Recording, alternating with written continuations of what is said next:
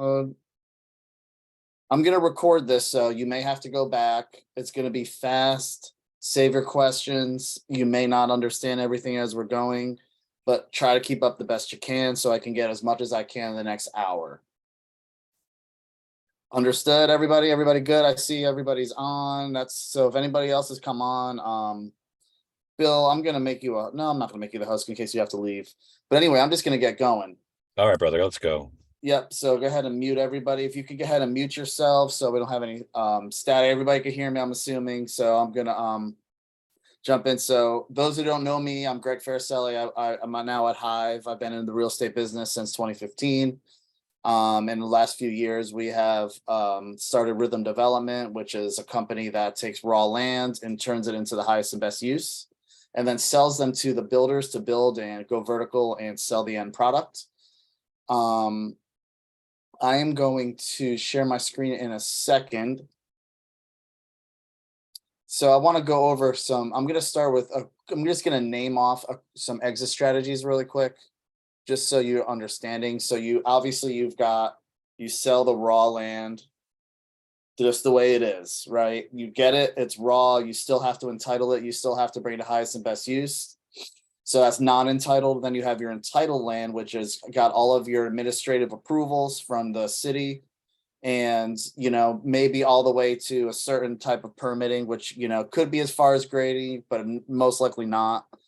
Then you may hear a term called land bank, which is basically land that you just buy for future development and future appreciation over time. You may hear a term called covered land play, which is basically something that could be rezoned over time in the future that has a existing structure that generates cash flow for the meantime.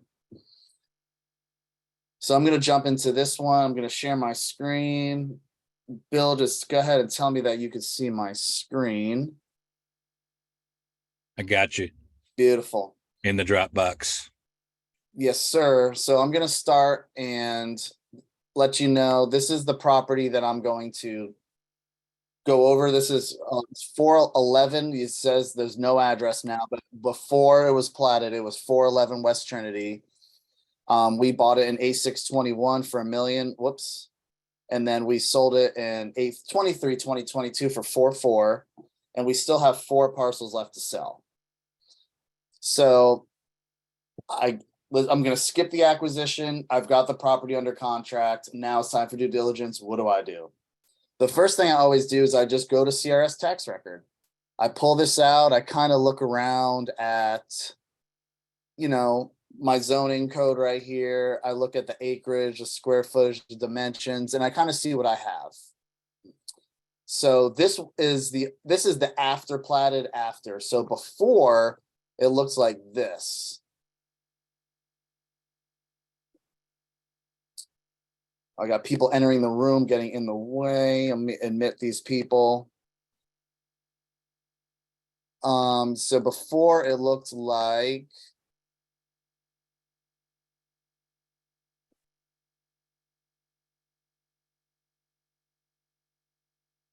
this. So take a look at this right now, right? So this is the survey that we found from the old owner. So the first thing you want to do is go to CRS, take a look what's going on here, right? We know we've got this. I'm going to jump back because this is the original plat. So the first thing I'm going to do is go to GIS, right? And I'm going to say, okay, so the reason why I didn't go to this first, because I know it's already been platted. The person who bought it after us bought the one next door, made a subdivision. So before it was this property right here, 411 West Trinity, and then these 4 up here. So the first thing you want to do is you want to go to your layers and so you look at your contour elevations, because if you looked at this is the slopes, right? Which we all know these are your contour lines. I believe they're about 20 feet apart. And automatically you can tell we have a detention pond here. We've got these slopes right here. So it looks like it goes up kind of like on a mountain right here. So this is kind of challenge that could be a challenge. And then the rest of it's like, pretty standard. It's not that steep, not that narrow or anything like that. We like to look at the character policy. anytime you see CO as conservation overlay, that means you cannot build on it. Slopes are already too high. So you'll see those running, and the biggest thing is you want to look for this right here. This is T4 neighborhood maintenance, right? So that will tell you, and if you look next door, it's T4. I can't see what those are, but it's different. It changes, right? So right where our parcel is, you can see where this is the community character policy, where they have allocated these to something, and you're like, well, what is that something? Well, I'm not going to go through that now, but you can look up the character policy. And then you can read through it, and it will determine like what the plan is with the property with the city. So going back to that, you kind of want to see, okay, well, look, we have this half of our parcels in the community policy, half is out. You know, these zoning over here was split. We have CL here, and then we had RS 7.5 up here, but this was all just one parcel. So we're looking at that right there. It's like, okay, we could probably split that off, but we'll talk about that in a little bit. I like to jump down to one that says slope, because these are all your problem slopes. Like you'll see, like, you know, this is like the top of a mountain, basically. This is like nothing. So, you know, we got the conservation overlay over here. Of course, the slope is probably going to match it, right? You can't hear me? Bill, you saying that you can't hear me? All right, I guess you could hear me. Yep, we're good, Greg. So then I like to look through any of these that I can. Zoning, here's your CL, see the RS 7.5 is up here, R8. And RS 7.5 just means you can have 7,500 per lot. And the best way to do that is like, okay, so now what do I do with all this information? What do I do to figure out the zoning, right? So you're going to Google the Nashville Muni Code, and then you're going to go to Title 17, which is zoning. Then here's all the things that will tell you what you can do with it. District bulk regulations is the big one. Your setbacks. Let's look at district bulk. Basically, if you look at this, it's like a chart. They'll tell you the zoning, your minimum lot size. So we know that we're in CL. So we'll scroll down to find CL somewhere. If it's on here. I don't want to spend too much time looking for it, but it will tell us, like, you know, how much you need per lot. All of these are your max FAR, which is your floor area ratio. So out of the 5 acres, you have 0.4 of it's buildable.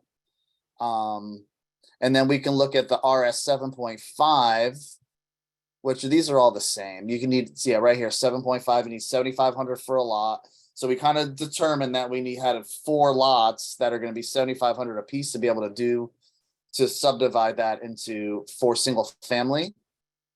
And then you can go through your street setbacks and kind of determine like your building envelope and kind of like just to put a picture together of what you need to do, right? So you've got your zoning, you know, there could be slopes. So the first thing you're going to want to do also, well, the second or first, whatever, is you're going to email mws-ram@nashville.gov. And in the subject line, you're going to put, hey, put the address. I need the sewer, the stormwater, and the water maps, right? And then 5 minutes later, they're going to email these to you. So if you're looking at this one here, you can kind of see where all these water taps and manholes are. So it'll kind of tell you this is the in service, under construction, in service of all the water mains. And you want to see like, okay, cool. We have a water main right next to the right in front of the property. That's beautiful, right? They're all the way down the street. You know, you got to pipe to it or find one and all that kind of stuff. So we know we got a water main here. And then right here, the stormwater, you can see all these are manholes, right? That your stormwater goes to. So, but you're looking at this, you're like, well, man, I've got one right here in the middle of the property. Then the one next door has one in the middle of the property here. That's just where they are. So you're going to have setbacks or you're going to have to move them, but you don't ever want to move them. So that's definitely helpful in trying to figure out. And also, if you look down here, it says 18. So that tells you have an 18-inch main line going in there. So you got to think to yourself, okay, well, right now there's 0 houses or 1 house, and I want to put 40 on them. Do I have the water capacity to do that? Well, a good clue is that you have 18-inch main, and you're going to have to go to the water department and figure out, Like, what size pipe do they need to be able to make sure you have the water? Not only get the water there to be able to handle the units, but that's when your elevation makes a big difference. If you have to go up and bring water up, right? So do you need a lift station? Like across the street, we have, it's not on here. We own the property right across the street, and there's a lift because it goes like this. So you have to do you need a lift station to bring them up there? Do you need like grinder units in the units? So like, how are you going to get water up to the third level or the second level with the slope? So you're kind of trying to figure out like, okay, what do I got here as far as water, sewer, water, and stuff like that. And you're looking at that, we've got good news. So we've got water kind of figured out. We kind of got the zoning figured out, and now we got to look a little bit further. So when you're on GIS, it's good to go through these side parcels, right? You've got your general information, right?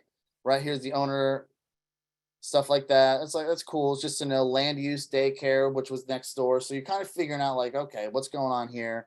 Ownership history, property history, as far as like, did they do anything? Zoning history, assessments, permits. So I like to go to the e-permits site too next. And I'm going to try to figure out like, what does somebody try to do this property in the past ever, right? So I'm looking here, it's like, okay, somebody tried to subdivide in 2012. But then I see something interesting here. It's like, oh, Champion Car Wash, cool. Well, that was completed in 2019. So I'm like, well, this property already has a car wash that is, approved for this site. And then I try to figure out, is that the current owner? Is that the owner before? So you go back to the ownership history, and then we determine that like, okay, cool. Well, this guy wanted to put a car wash there and it's approved. So I'm going to talk to him and see, what's going on with why that didn't happen. And then, because we're going to have to figure out like, is that done by right? Did he rezone it? This property is already CL, so you don't have to rezone it. If it wasn't CL and you had to rezone it, then you're going to have to talk to the council person, see if you look at the neighborhood policy, we saw it's neighborhood maintenance. So we know that they don't really support adding density in those areas. But if it's neighborhood evolving, NE, that's when you're like, oh, great, they can probably support new density. So then you're going to talk to the council person. They're going to make you do a community meeting. We didn't have to do all that with this.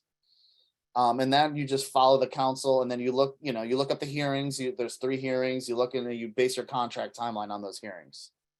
So we got Champion Car Wash. So it's like, cool. So we went back to the old owner and we're like, hey man, looks like you were gonna have a car wash here. Like what happened, whatever. Well, then, we ask their engineers, or we ask them, it's like, hey man, let me see your old survey and your old plat. So that's when we got this, right? So then we use this as our template to go to our engineer to do the value add. So we're looking right here, and it's like, this is packed with stuff, right?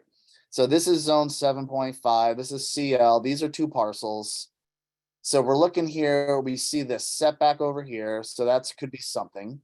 We know that these have these property lines here, but they're still in the same zoning. So we could, we added this property line to split the CL from RS 7.5. So we created the 7,500 square foot lots. You look down here and it's like, well, you got a 1 metal story building. Well, we know that's a Dollar General. But then you look through here and they have a 30-foot shared easement, which is a driveway. So that's great, because now we've got their driveway. We can use their driveway. We can use it. And then now we're going to have to go through title work and look at the easement agreement to see like, hey, who's got to maintain it? What can we do? Do we have to add anything? Because what that is like basically for the trucks to go to Dollar General, but that doesn't mean the driveway is big enough for the cars to go in and out, fire trucks. So it's like, how much could we use? How do we improve it?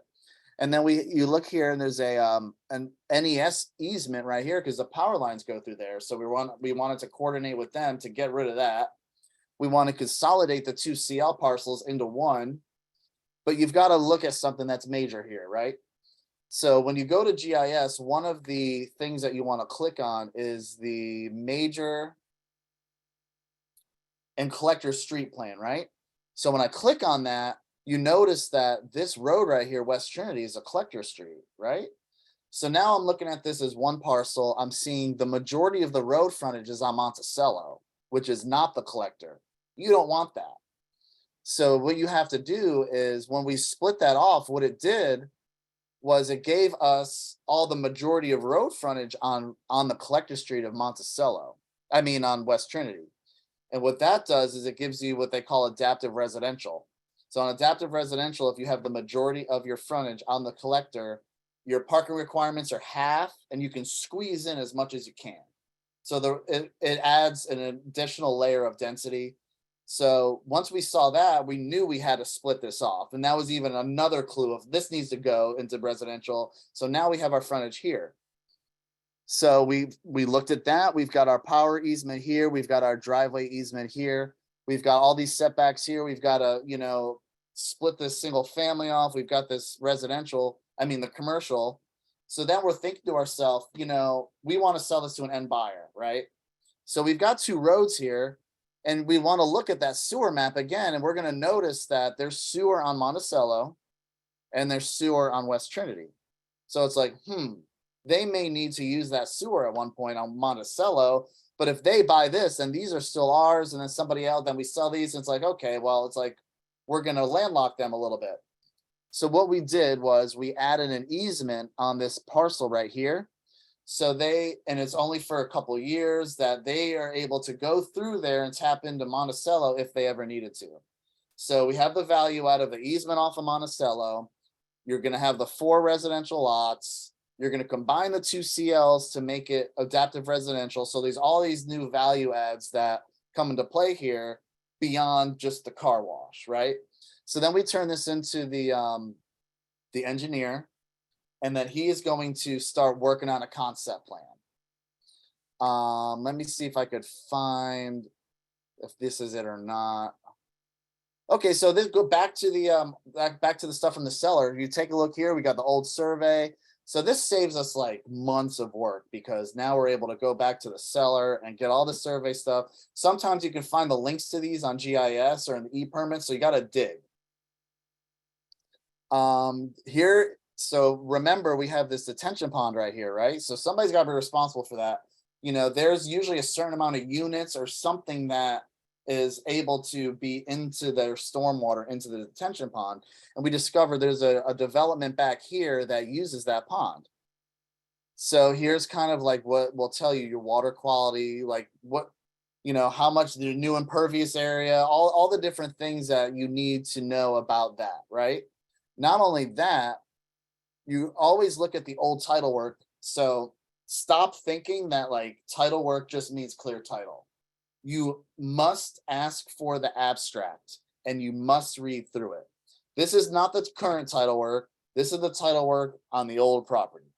And then you looking through here, it's like, cool, this is just a normal warranty deed, whatever. You've got your legal description. You go down to the bottom.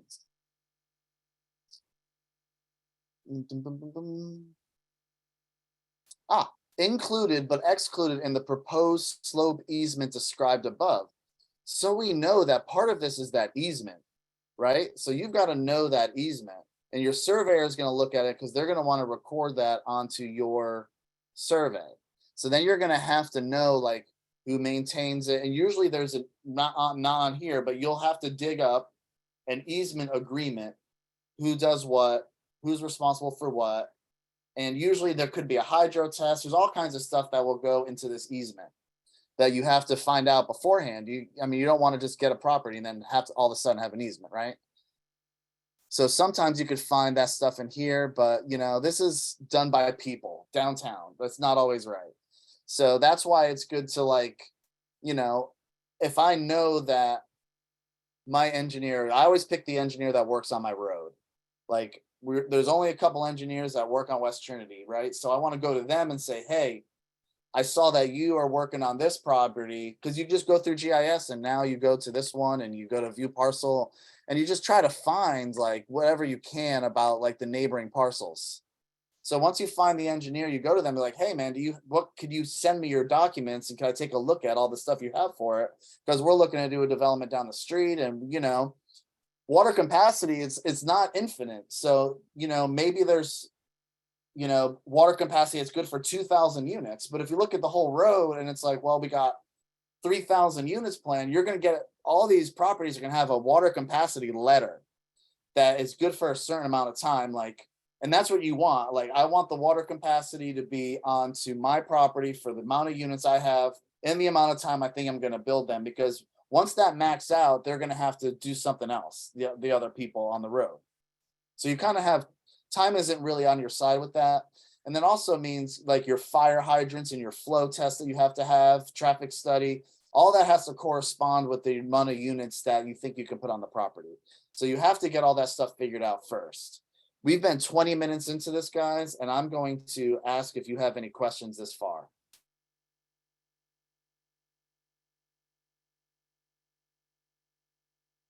I'm not seeing anybody unmute.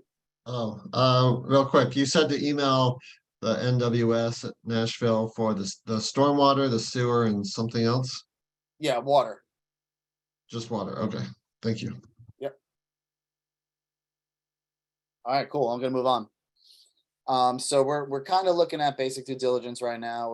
We just figured out, like, kind of figured out the water, the sewer, and we're gonna go to this now and just try to figure out, like, okay, now it's like, what do we put on this thing? Because you have to take in mind the slopes. You've got to take in mind all those things. So we went through and we try to figure out, like, you know, a couple concept plans. So it's like, okay, well, I don't know highest and best use yet. So I do know a few things though. I know that this is all CL. We split off this in the back, right? Here's that driveway that we can share. And it looks like we're able to add on parking. So we thought to ourselves, well, one concept could be to have, you know, this commercial in the back, you know, have a little pool and a terrace and some restaurants. And then you have, what is it, 12 townhomes up front. So that sounds great. It's like, wow, you know, I got commercial in the back, it's worth all this money. It's, you know, and then I got townhome pads. Cool. You know, maybe they're worth 100 a pad or 75 a pad or whatever. But then you've got to remember that you have parking requirements too. So this parking it got really sticky here with the parking. There's no way for a fire truck to turn around. So this was kind of like a concept that we put out there just to kind of feel like, do people want the commercial? Do they want the residential?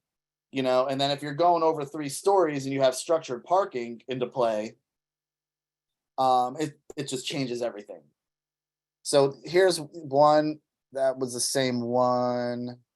And this is kind of like the rendering of like what we think it could be, like the apartments in the back or the commercial, you know. So I mean, there's just different ways you could do it. Here's all your boxes, basically like 1 bedroom, 2 bedroom, 3 bedroom boxes, kind of like figuring out your density. And parking is going to be based on your bedroom count and stuff like that. Here's what it could have looked like if we did commercial on the back. And then this is what it looks like if you were to do all flats in the front and commercial in the back, another option. And then this is if you did all commercial and just did like a strip mall and a restaurant or whatever you could fit in there. Let's see. The other way. Oh, yeah, that was it. So let's go back here. I think that was everything, right? So yeah, so those are basic concepts where we figured out that we might be able to do. So right now we're having to go through the reading process to split off these lots in the back. We had a contract on it, that our contract on it. And so what we did was we knew we had it for a good price. Now it's like, you know, we had it under contract for $1 million. And let's just pretend that, you know, just doing the square footage without taking slopes into consideration, we figured like 45 pads, I think. So then you're kind of doing math, and this is rough. You do 45 pads, maybe there's 75 a pad or whatever. And that brings you to like 3.3, which is okay.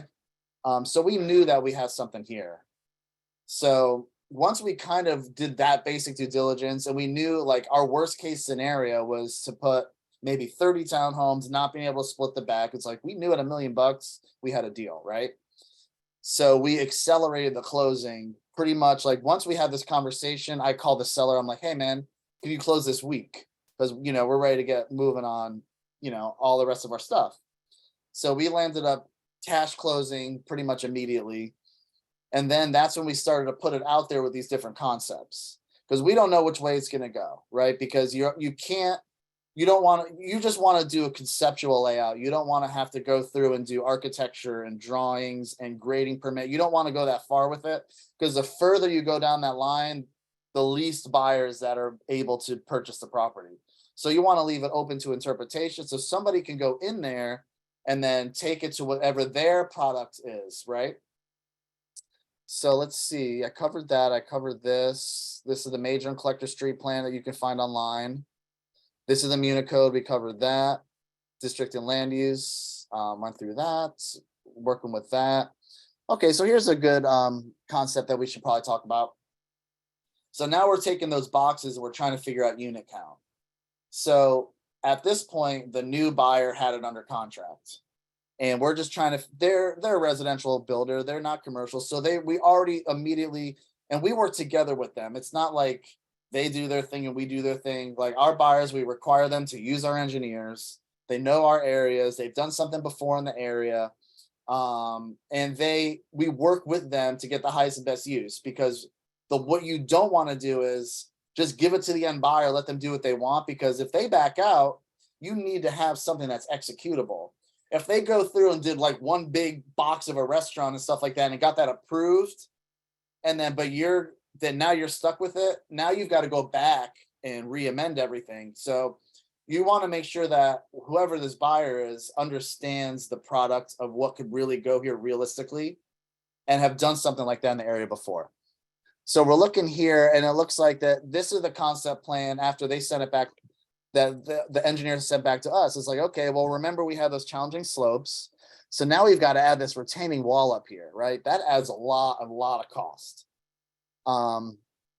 These buildings were going to be split. We have the front patios, and let's see, option to add 4 units. So you see these 4 units right here on the side. You've seen these kind of blocked out.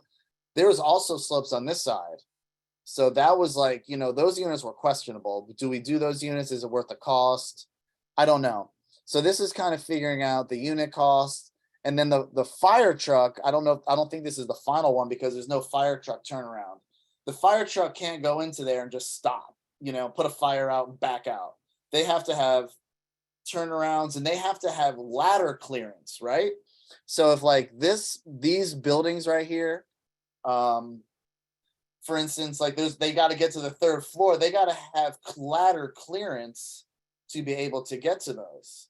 So usually when you do an HPR like this, these front units will only be able to be 2 stories and then the rest in the back will be 3. But this is adaptive residential, so you don't have that. You don't have that. So we had to go through and actually get a fire marshal approved plan before we actually were able to get a site plan. So they were able to, they had a couple of these, I think, had to go to 2 stories or something so they can swing ladders around, but they have certain criteria that they need to be able to do that. So we went through e-permits, we went through the water, we went through water here. Okay, so now we've all went through the 3 readings now, right? It's the end buyer. So before that end buyer closed, we need to make sure this subdivision was platted and recorded so we can still keep these 4 lots up here, right? So here's what it turns into. Here's that 1 manhole. Here's that 30-foot easement. Here's the electrical easement. Now these are combined to lot 1. And now this is right here. This is a landscape buffer. So anytime you have residential up against commercial, you're going to have a 20 feet landscape buffer. So sometimes it's helpful to go to the BZA or do something where you could get some of that minimized down to 5 feet. So on this, you probably don't want to do it here, but like if you have 2 single families next to each other, one's like IWD and one's RS, you can't have a 20-foot easement in a 50-foot wide lot, right? So you're gonna have to go to BZA and make that to the normal setback standards of 5 feet. So you can just build a normal house, right? So we have the landscape buffer added in, and then we split off these 4 lots up here. So it looks like that we have a joint access easement here and a joint access easement here. So basically, if you were to build on those two, those could be your driveways. They don't have to be, but we made it where like you can go all the way with it. Like you wanted just to build one, you want to build two, you want to buy two. So you have your joint access easement here. We added an easement that goes all the way to the back here, which is not on this plat because we didn't do that till after. And we have that in our contract that we would negotiate. The lawyers went over. So we closed before that happened.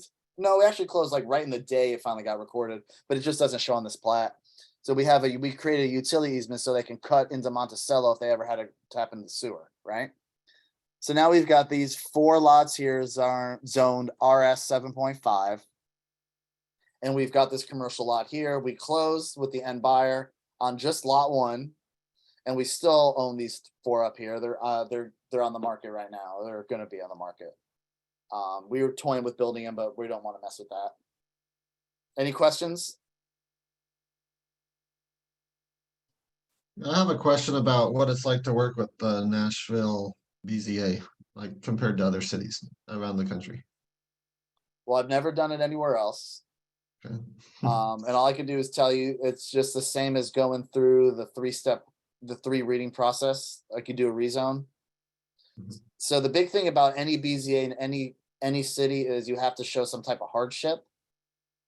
So we had one on Trimble, and I think we had a storm or some type of easement or something that was just there doing nothing. So we had to show them that it was getting in the way of our building envelope. And you have to show them like this new building envelope is going to be within the normal guidelines. So BZA is like, okay, you've got a corner lot, right? Everybody thinks a corner lot is more valuable than the rest. You're absolutely wrong until recently. So up until this whole sidewalk catastrophe is now, sidewalks are not required now. But before, when they were required, they wanted you to put sidewalks in the front and all up the side.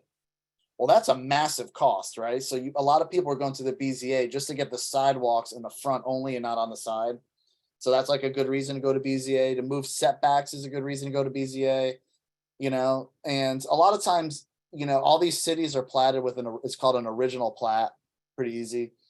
But like over time, I mean, you see crazy people that they just like back in the 70s, they just like, me and my neighbor are just going to plat ours together so we don't have anybody come.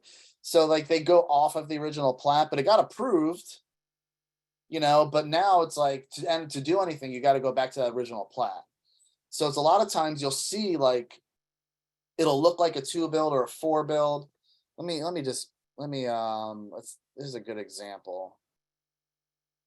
See if I can remember the address. I know it's in this area. I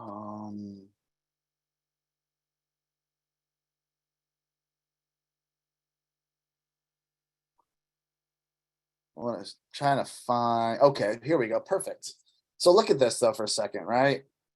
You've got this, look, you can kind of tell how the original plat was, like people split them off. You see these little dotted lines in the middle there? You see these dotted lines in the middle here? Let me pull some of these off.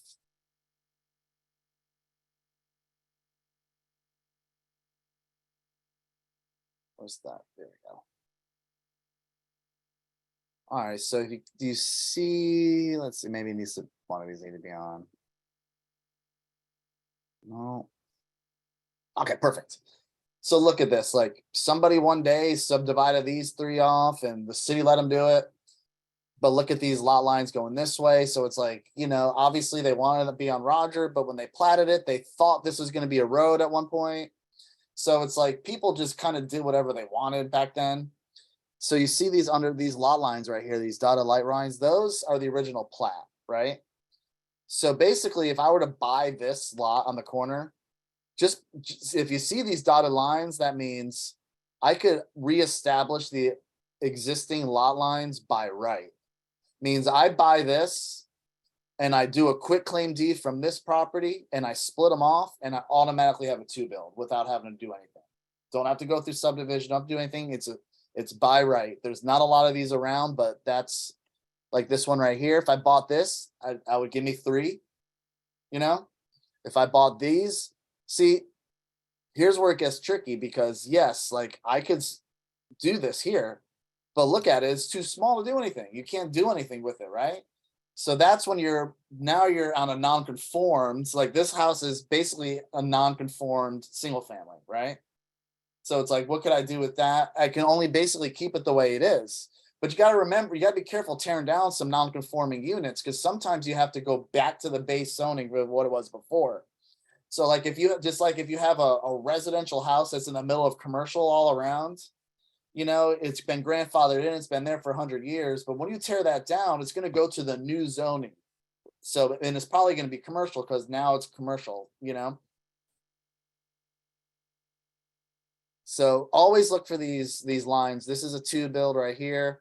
And then another thing that we didn't look at is see this blue, it's called a blue line. That's a stream, right? So if I were to buy, say, these 3 right here, like that's a problem.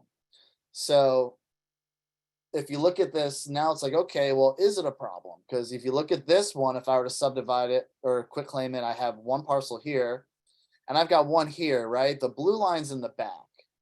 So the blue line is one of 2 things. It's a stream or it's a wet weather conveyance. If it's a wet weather conveyance, you have I believe the setback is maybe 5 or 10 feet. But if it's a stream, it's 20. So if I have a 5-foot setback here, but I'm in the back, I may be all right.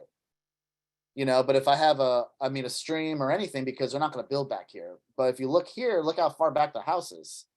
So when you're determining like, well, how far up is the house going to go? This is tricky because you got one here in the middle, one way up here. You got it makes it a mess.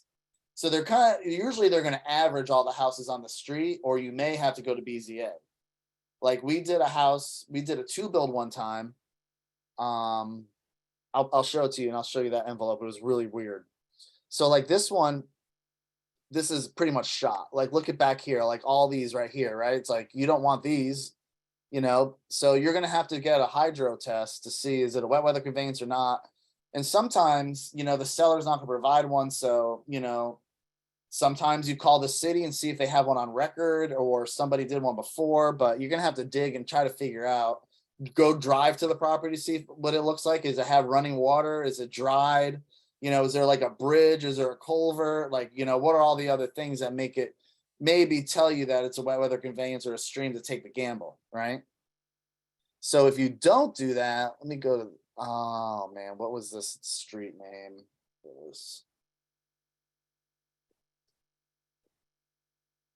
so then, like, here's your setback problem right here. This is a perfect example. Like, look at how far back these houses are right here, right? Since Wharf was a collector, they established a mandatory 50-foot setback from the street for widening, whatever they wanted, widening the road or whatever. So like this house is way back here and it's 5 feet from the house in the back, right? Not ideal.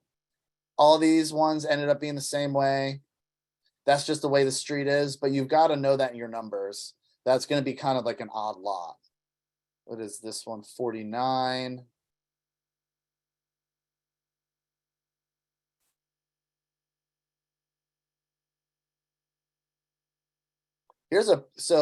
All right, here, I'm going to bring this up as an example. Was it 49 or 51? Okay, there was this one right here. So 49 Wharf, right? So basically we bought this one and then we bought this one. So we sold it for 5 pads because if you do the square footage, you can get 5 pads. They're OR 20. So we had to, and this one, this was residential and this was commercial, right? So what we had to do was change this one to commercial from residential, but it was a neighborhood maintenance, right? So that means we had to go through and change the neighborhood policy for that parcel. Well, not only that, we had to make sure that the council member and everybody was on board with that. In this area, it made more sense because you have commercial around And then another good thing about the unit count was this back alley right here. So we were able to get into here. So we sold it as 5 units. But realistically, can you get 5 units on that? Yes. Are you going to get what you want as far as parking and the product you want? Most likely not. So every time people say, oh, you could put, like, you have 1 parcel, oh, you can put 3 on it. No. Or because think about that, right? So now you can do 2 units. I don't have to go through BZA and I don't have to get a grading permit. A grading permit is what takes 8 months to a year, right? So if you go over a 2 unit count, you're going to have to get a grading permit. They're going to trigger that. So now you're adding all of this cost, right? Probably 10, 15 grand a cost for your grading permit. You're not going to get the product you want just to add 1 more unit. Does it make sense? No. Steve, I think it was you that we were talking about. You have a unit like that or something that you were trying to get 3 or 4. Or, I don't remember. Are you referring to the one that we did over? Oh shoot, I'm East forget- Nashville. Was the Cemetery, one with Eric, maybe? Seminary Street too, over there. Could be. I don't know exactly.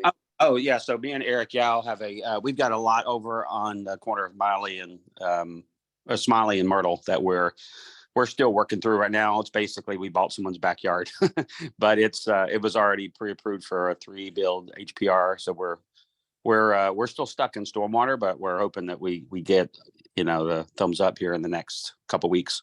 So how much longer did you add to your time doing all this? We bought the lot in February of 22, so it's been like 16 months, 15 months. So think about this: 16 months of hold time, right? What's Yeah. your biggest risk on holding land, right? It's market risk, right?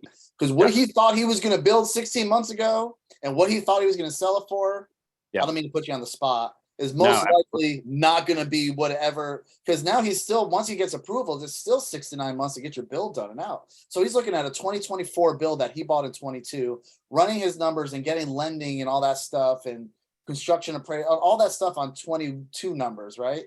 So he's going to have to get all that stuff done again. So, that's why you really have to look at, like, is it really worth adding 1 unit to something? Yeah, exactly. We would have probably definitely gone the 2 build route, just to get it done. And you would have been exited already. Yeah, absolutely. Because it's the trying to pack 3 into that small space is what caused the stormwater to raise their ugly head. And now it's been kind of trapped in that cycle for a while. Exactly. Yep. So, I mean, you got to remember, like, when he was getting interest rates for his construction loans, probably 4%, and now it's probably 12%. So it's like, you market risk is like, you have to look at market risk probably more than anything. Everybody got comfortable in 18, 19, 20, 21. But now you've got to look, like, if I'm going to exit on this product in 2024, I can't use today's numbers. You have to just hope that it goes up, but you have to assume that it's not. And now banks he was probably getting 80% of the ARV on his loans, and now he's probably getting 65 of the LTC. That's a massive difference. So, trying to add 1 unit, he's still lucky to make what he would have done if he did a 2 build. Well, and adding in 40 grand of carrying cost at this point by the time, just because our loan doubled, after it flipped that first year mark. Oh yeah, 100%, man. Yeah, 100%. Well, I just wanted to bring that point. Like, when you see, like, oh, you can put, if there's 2 lots next to each other, like mine, you can do 5. I don't even think they've built on this one yet. They're probably building to hold or whatever they're doing. I don't know. But we sold it for 450. I think we were only in it for like 2. That was the first land deal I did with Josh. I put 60K in or 120K in. But that just goes to show you, my partner on that, he really knew what he was doing. He knows this pocket. He knows this area. He knows the council person. So for him, it was a no-brainer. But like for me, I didn't know any better, but I trusted him. I'm like, okay, dude, if you think so, let's do it. I ran the worst case. You got to run your worst case scenario numbers. What if I can only get 1 on here or 2 on here? So it's like, when you're buying, you can't buy for the future value. right? You can't buy a house that's flipped for the, for the tear down version of it. You know what I'm saying? But people, that's what they think. Like a lot of these landowners, they think that they want what you can do with it instead of what it really is. Now, sometimes you could get them close to what they want and give them the time, but they have to give you the time to get it to a certain place. So if they're not going to give you time, then you can't give them the dollar amount. If you like, we want to pay the $1 million for that one. If we knew, like, our worst case scenario is, okay, we can put 10 houses on here, that's 100 a pad, or 25 or 20 houses on there, that's 50 a pad. We knew we can get 20 on there. That's a no-brainer. Just by the basic square footage and you can kind of figure it close. So we kind of knew there. Any other questions? Well, we got about 15 minutes left.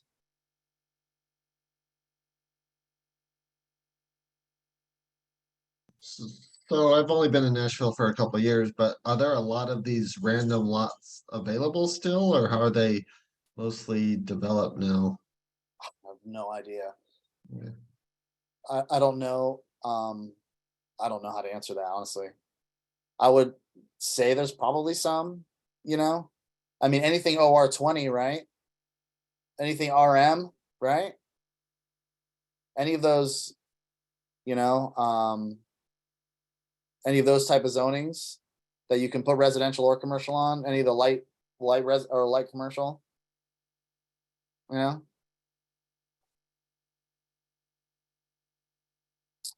So I guess I did one exit strategy that I didn't mention was is a great example here, is doing the assemblage, right? It's worth more to have more properties together than it is just on its own. So I think it was, what was the address? It was on this road.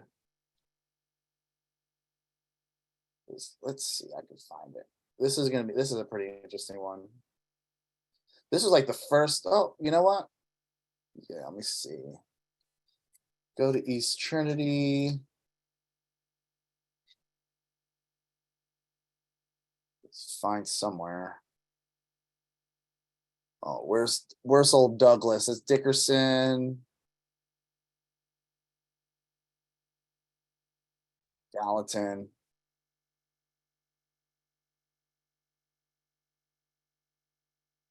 Well, I don't want to spend too much time trying to find Douglas right at this moment. Oh, there we go. Douglas. Oh, maybe it was Douglas or Gallatin. I don't know. Let's see. Where is that?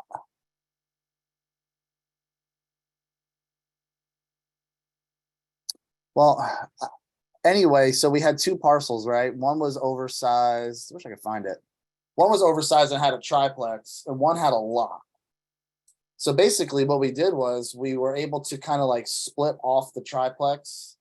Theoretically we didn't do it, but you could do it. So we didn't split off, but we knew if we split it off, we'd be able to have like 5 units on the other parcel. Because what you would do is, like, if you split it off, you would go this way, go into the property, then through the back, because it was a long lot.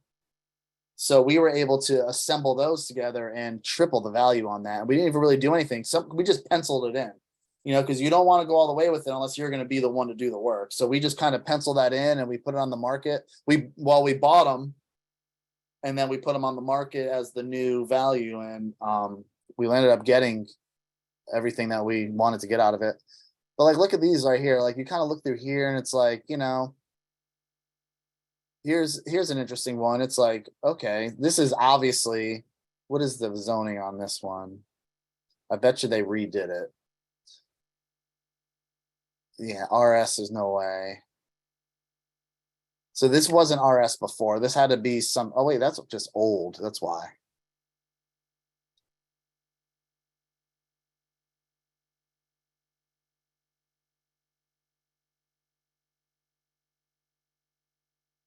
Yeah, so look. So here, I mean, you just gotta look around the neighborhoods. Like, could I make this a 2 build? This one a 2 build? I mean, of course you can, because all the other ones are.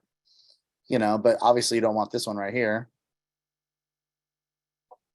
Am I tracking with everybody? So we've got 10 minutes left. I showed you basic due diligence. Do we have any questions about any of that?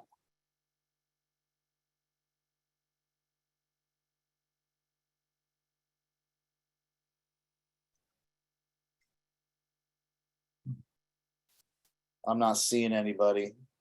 So what are you looking for right now, Greg? Are you just looking for more opportunities or are you like on hold right now? Like, how can we help you like get more deals done? We're always looking, right? We'll look at anything in District 2, which is 37218, most of 37218, Trinity, Clarksville Pike, places like that. East Trinity, where we will look, pretty much anywhere in Nashville, but we try to like do any of the larger stuff. Pretty much anything over an acre and infill and over 10 acres and rural, so I'll happy to help you guys look at deals, and maybe we want the first stab at it theoretically, or help get some information. So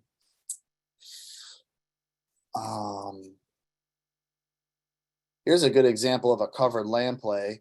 Usually it could be like a commercial building, right? So we bought this one. This is an interesting one. So sometimes you got to see what's going on around you. So this person here, Ellipso Fund, they bought this one in there for like 130, right? In 2018, we're like, wow. And they're putting like mixed use here. There's Starbucks and like it's going vertical now. So this 4011 so we bought this one, right? 4021, we paid 200K in 2020. We bought this one here. Let me look at the tax record. Yeah, we paid 175 for this one. And the only reason why we did that is because we knew that they were probably going to need it, right? The interesting thing is I don't see the new value that they paid for it, because it definitely wasn't that.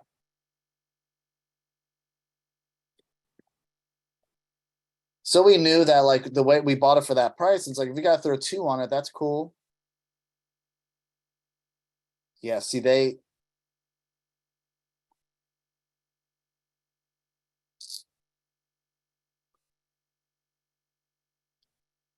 so we knew that they would probably need it. They paid us like 300 grand for this lot. We paid 175,000 for it. So we knew we could put 2 on it. And then we just kept up with these guys like, hey man, what's going on with your project? Well, one day we got a call and they just sent us a contract. Because I think what we did was I think we listed it for like a really high price. Because sometimes we do that just to see, which we kind of did with this one, 4021.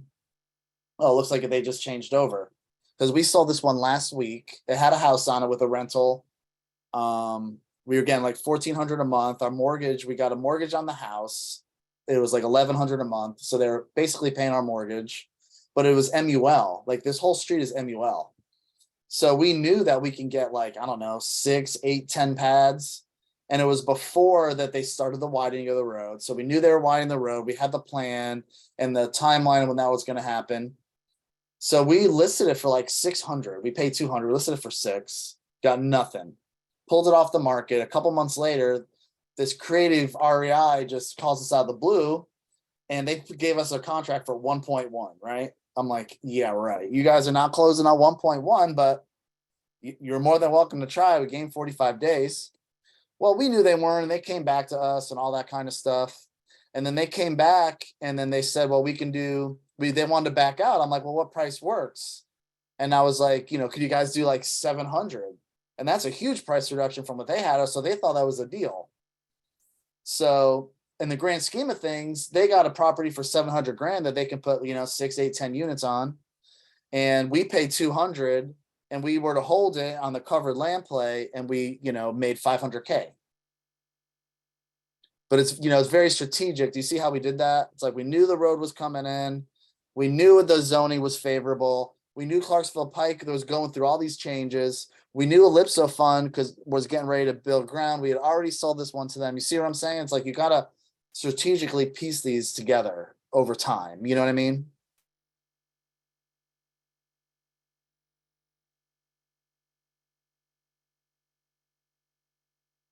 Well, I guess that's it, guys. I mean, it's 4 minutes till. I don't really have anything else to go over. Do you guys have any questions before the end of this? I don't have anything else. I do want to thank you so much, Greg, for doing this. This has been incredibly educational, and I'm glad that we recorded it. I'm gonna have to go look at it like 5 more times before I become a Yeah, pro. that's why, yep, I went, so just so everybody knows who wasn't on here, I went fast on purpose. Just so I can get as much information as I can. I recorded it, so I'm gonna send it out soon to you guys, and so you could go back and look at stuff. Awesome. Yeah, this Really has been great information. So Greg's definitely out here playing chess and we're checkers. I think That's a great way to put it, man. It's the truth, 100%. You've got some great information. I love it. Cool. Well, then I'm going to stop this recording. Thanks so much, And, Greg. obviously, everybody has my contact. I'm not hard to get a hold of. You know, everybody has my number on the WhatsApp and or wherever. So I'm gonna stop the recording.